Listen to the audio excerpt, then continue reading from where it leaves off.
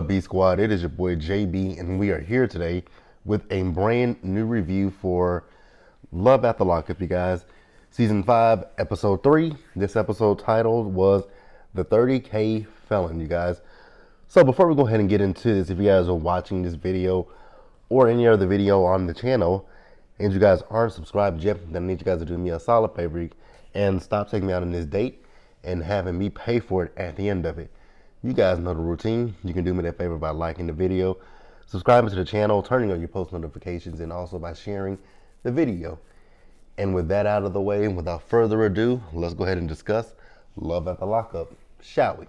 All right, you guys. So this episode, it was a little lackluster for me. It didn't give me a whole lot. There was only one person in this episode that I can say I was looking at her like, wow, okay. Very interesting character. So I guess we'll start up with the couple who didn't give a whole lot, and that is Chelsea and Mikey, you guys. So we see Chelsea. So Chelsea has left her, her 3 kids, and she is getting ready to go pick up Mikey, right? So she's talking to the producers, and she's telling them how she wants her kids to be able to accept Mikey, right? Because that's going to be basically a deal breaker for her if her kids don't accept Mikey, because her kids are her world and her everything. But what she does want is for Mikey to be a father figure to her children, and more specifically to her youngest son. And I was like, Chelsea, that's a little scary, babe. I get what you're saying, but I also don't get what you're saying, right? She says that the oldest 2 kids, their fathers are in their lives, and that's why she really prefers for him to be more of a father figure to the youngest. But it's like, I mean, again, like I said, I get it, and there's no judgment towards Mikey. It's just you really don't know Mikey that well, and you want him to be a father figure to your child. That's the problem. So with Chelsea, we also find out that her last relationship that she was in, it was an abusive relationship, and she was in that relationship for about 6 years. And it just makes me wonder with Chelsea, is there some insecurities on her side, right? The fact that she's deaf, because she also felt like that played a part in the relationship, that she felt like, I think she said she felt like people that she was with previously used her because of that. And I think she also said that pretty much all of her relationships were abusive. And I think that that's something that you might have to look at internally as well, Chelsea. I really do believe that. So we see as she picked Mikey up in prison. Mikey. When I look at him, guys, because his face is like it's sunk in a little bit.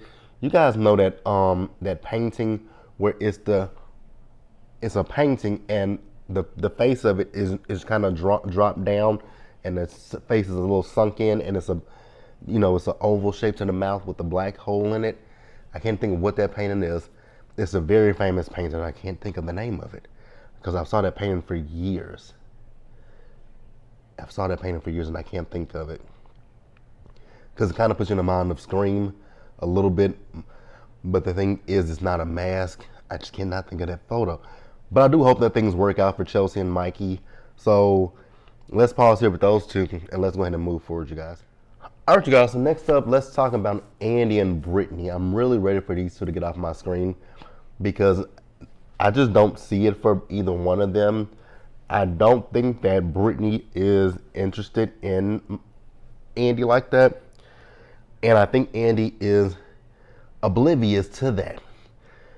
I think Andy is oblivious. I think Andy is selfish, and I think it's all about himself because he wants to go.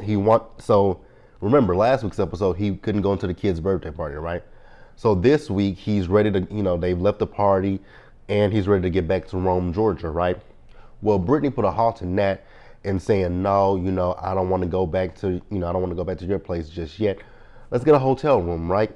And I was like, Andy, you're not picking up a little red flags, a little hints that maybe she's just not that interested in you, right? So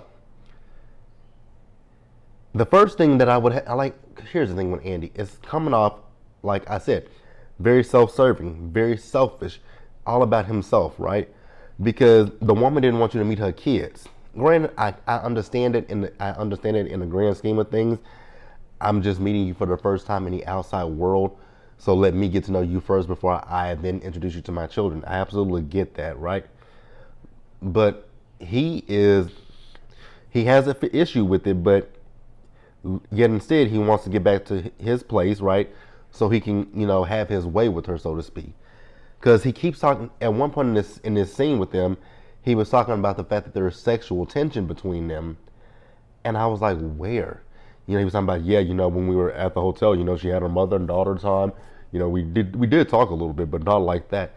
And then he brought up the sexual tension, and I was like, Andy, where do you see it? Where? Like, I was just confused by that. So then after that, we see them, they got the hotel room, right? So the next morning they woke up and Brittany is talking about how uncomfortable it was for her, right? Because he was making so many advances. He was kissing on her. He was hugging her. He was touching her. She wanted to sleep. He wanted to sleep with her. So I'm like, y'all don't realize that y'all are on different pages. And it's not even her, it's him. It's all Andy. All Andy. So while she was in the room, she got a phone call from Gracie. Sorry, you guys. If you guys hear, I'm still a little congested. I feel so much better, but still congested. So she got a phone call from Gracie, right? And Gracie, I really felt bad for Gracie.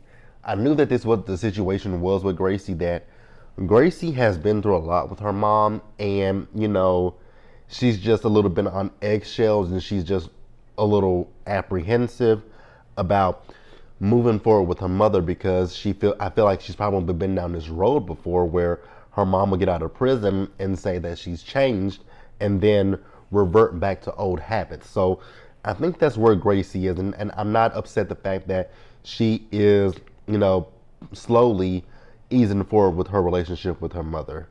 I'm not upset about that. I do feel bad for the poor girl. I really do.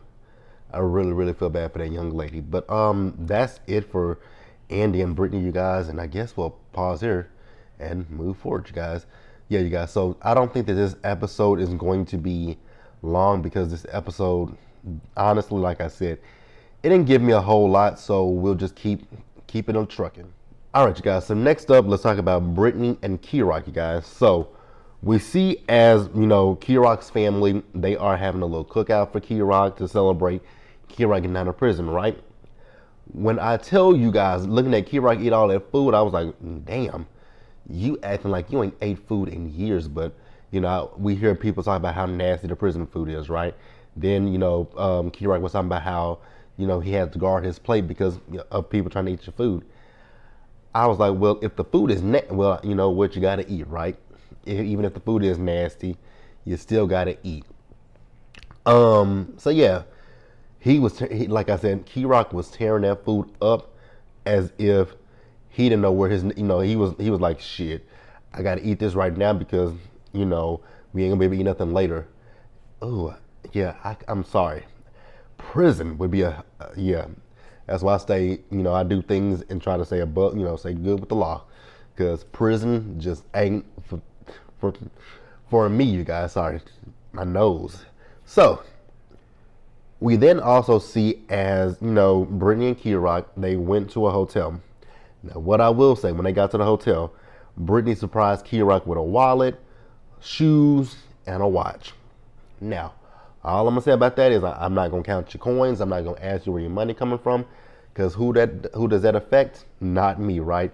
The question that I will ask is, I want y'all to be not even a question, a statement more so. Be careful, right? Because I've been looking at some things with this group of people, because it's really the cars. It's like, where do y'all get these cars from? Like, most times when you see some of these felons and their spouses be driving these Mercedes Benz and all this stuff, I'm like, where do y'all get that from? Where are y'all getting that from? I just be wondering that question, like, where the hell y'all got that from? Because one y'all just in prison like 2 days ago, and now y'all getting out and having all this kind of stuff. But hey, as long as y'all are, as long as it's y'all obtained it legally, with legal funds, good for you. That's all I gotta say. So the next morning they wake up and they have to get ready to go to Kirok's probation officer, right? So Brittany is rushing Kirok, and Kirok was like, you don't have to do that. You don't have to snap at me and all that kind of stuff. But I get it, right? This is your first day out of prison, and we want everything to go smoothly. Now the interesting thing was, because I had been thinking about this for a while with Brittany and Kirok, because from what I know, a felon can't live with another felon. So I was like, how is the probation gonna work with them? Like, and I'm pretty sure y'all are gonna be on probation for. How is that gonna work? How are y'all gonna get married? How are y'all gonna have children if y'all are on probation for? Because I know sometimes people be on probation for 20 years and more, right? So I just be wondering how y'all gonna make this work? But we shall see. So they left, and I think they had 40 minutes to get to 40 minutes until his appointment, right? So then at one point we saw 20 minutes until his appointment. Then we saw 10 minutes until his appointment, and they pulled into the parking lot. Now, come to find out, they were in the wrong parking lot. They were in the wrong place. They went to they were supposed to go to Chesterfield, but they went to Richmond. And Brittany was like, "Well, you told me it was Richmond." And yeah, that was where it ended. Now that is an interesting thing. Like, what do you say to your like? What happens if you're late? I'm pretty sure they throw you back in jail. I'm pretty positive they can throw you back in jail if you miss your first appointment with them. That's not a good look. But yeah, we'll see the conclusion of that next week, if they're on next week's episode. But yeah, you guys, let's pause here and move forward, shall we? You guys, next up, Melissa and Louie. You guys, let's just knock these two out real quick. So, Melissa, she was smiling from ear to ear when she saw Louie, and I was like, girl, why? That photo so you guys know when they showed a photo of them together side by side, like Melissa and Louie, when they introduced their scenes, his airbrush photo looks better than him in person. No shade, but a little shade. His airbrush photo looks so much better than he does in person, because I was just looking like, wow, what's going on here? I'm sorry, but it is the teeth for me, sis. It's the teeth for me. So, he was talking about going to see his probation officer, right? So him and Donna had got into it because Donna said that she wanted to go with him to see his probation officer. And he says no, that he's an adult and he needs to do this on his own. I agree with that, right? I agree with that. I also get where Donna's coming from, but I will say with Donna, I do believe that Donna is being very overprotective. I get that Donna would like to go to the probation officer to hear what the PO has to say, right? What what things he can do, what he can't do. I get that, so to make sure that he follows everything to the letter, right? I get it, but again, he's a grown ass man. He's in his 40s. He needs to grow up and take some accountability and responsibility for himself. So yeah, and so they finally make it to Donna's house. So Louie is talking about how triggering it is being in the house, right? Because that's where he used to call his dealers up. He used to have them come over to the house and bring him his stuff. He used to, take money from Donna. I think he said he used to steal from Donna. I'm like, wow. I am so glad that I never got into that, because I could never see myself ever going to my mama, lying to my mama about getting some whatever, some crystal meth, some cocaine or whatever. I just could never see it, and I would never do it. Oof. Again, one thing about me is I'm a little bit of a vain person. Like, I don't want my teeth, right? My teeth might not be the most perfect teeth in the world, but they're mine, and I don't want them to look like whatever. I don't want my teeth to look like. I don't want my mouth to look like a meth mouth. That's all I could never do it, right? So we see them as they had dinner, and Louie asked Donna, does she feel that he gives more attention to Melissa? And she said yes. And so, at one point he told Donna that he was going to be going to a hotel. And Donna says, no, you're going to stay here. You're going to sleep in your room and she's going to sleep on the couch.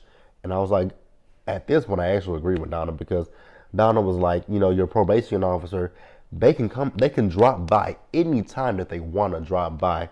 And Louie is like, no, they can't. I'm like, yes, the hell they can. They can come over any time of the day or night they choose to make sure that you're where you're supposed to be, to make sure that you can pass a drug test, to make sure that you can do anything. Like they can come to you at will. They don't have to announce themselves. I just was like, you have got to be kidding me with this stuff. So they're gonna go to a hotel. I'm like, well, good luck with that. Hopefully your probation officer doesn't show up to your door, because if they do, you're gonna be Fucked. Can Melissa spell that in her cheerleading outfit? So you guys, let's pause here and move forward, you guys. All right, you guys. So there's a new couple that we got. I cannot pronounce her full name, so we're just gonna call her Joy. Joy and Red. So Joy is Native American. She's a Navajo. She's part of the Navajo tribe, right? And she has been with her boyfriend Red for 7 years. Now, Red has been in prison for 10 years. She has a little boy, and I think her son is about 3, 4. He's 3, 4, or 5. So he's a toddler, basically, right? Red is on, they've never met each other. Red is on restrictive visitation. I was like, you, never mind. I'm going to let it go. Let it go. So, she also says that she's never had sex with a boyfriend, that, for her, it's always been one night stands. I was like, well, at least you honest about it. But hey, it is what it is. I mean, being with someone that's in prison for 7, how do y'all do that? How the hell do you be in a relationship with somebody that is behind bars? And then at one point she said this man, he always ends up, he always ends up on maximum, on restricted visitation, because sometimes it's been for 6 months, sometimes it's been for a year because of things that he's done. And I'm like, that would make me leery and very apprehensive about being in a relationship with this guy, because that tells me that you can't control yourself. The fact that you are in prison and you spend a lot of the time in solitary confinement and stuff, there's something wrong with you. And then you want him to come out and be a father to your child. Girl, you got some problems. You got a lot of problems. And then she said all of her relationships were over the internet. I was like, do you have self-esteem issues? Because she is a big girl, but she's really pretty. But I was just like, girl, what is it? Like, you do online relationships and a bunch of one night stands. Then she said she cheated on him a few years ago when she got pregnant with her son. I was like, you can't really cheat on somebody that's in prison. Just putting that out there for you. Like, you're not getting any intimacy from him, physical, emotional. You're not getting any kind of anything from him. You're getting phone calls from him, so you're not really cheating on him. That's how I feel. So she also says that her son Sway, his father, doesn't know anything about him because she wants for Red to be this little boy's father. I was like, that's terrible. You ain't shit. Literally, I gotta be honest about that. You ain't shit. You're not shit. And I hope that this little boy's father watches, finds, if anybody knew that you guys were sleeping around, I hope they tell him, like, I think you got a child that girl didn't tell you about. That is so fucked up. That is really fucked up. Like, the more that I say it out loud, that is fucked up. Fucked up. Here's my other issue with that. What if your child, so fucked up, like, people don't, what if something happens bad, what if something happens to your child that only either somebody on his father's side can do for him, be it blood transfusion, organ donations, stuff like that. Girl, you're an interesting character. So then we saw her as she went to a pawn shop and she pawned some things that her grandmother gave to her for $500 just so she can get this man out of prison. Girl, what? You're an idiot. Idiot. I'm done with her. Let's pause here and move forward, you guys, and wrap up this episode. All right, you guys. Lastly, Ranika and Asante, you guys. It ain't much with them. Let me sum it up. Ranika, you're stupid. Period. Point blank. Dumb as hell. You doing all of this shit, and one, I don't believe this storyline. I don't believe you that you put up $3,000 to get Asante out of prison. I don't believe that at all. Then this PI. I don't believe this PI 100%. I feel like it was for a scene because at one point he called up Auntie who was at a hotel, right? And she confirmed she was at a hotel. She needed some towels. She needed some sheets and stuff like that. And so so he gave Ranika the options of what they can do. They can follow him and, they can also get the bail revoked. So Ranika wants to investigate him, but she also wants to work on getting that bail revoked, right? So at one point, the producers were talking to the PI, right? And the PI was telling them, telling them some things. But while they're talking, he got a long ass text message from Auntie telling him that, she knew that he wasn't from the hotel and he was playing on her phone and all this kind of stuff. And I was like, if he knew that, then why did you talk to him on the phone? Why didn't you call his bluff at that point? Like, I was like, yeah, this feels a little fake to me. My personal opinions, you guys, but let me know what you guys think. So then we hear Ranika and Asante, they're getting into it on the phone, and I'm like, yeah, I don't bit much more believe none of this stuff at all. But that's it, you guys. Please let me know what you guys thought about this episode down in the comment section. Subscribe to the channel, turn on your post notifications, share the video, you guys, and until the next time, stay safe, take care of yourselves, wash your hands, you guys. Be blessed, and I'll see you guys in the next one. Bye.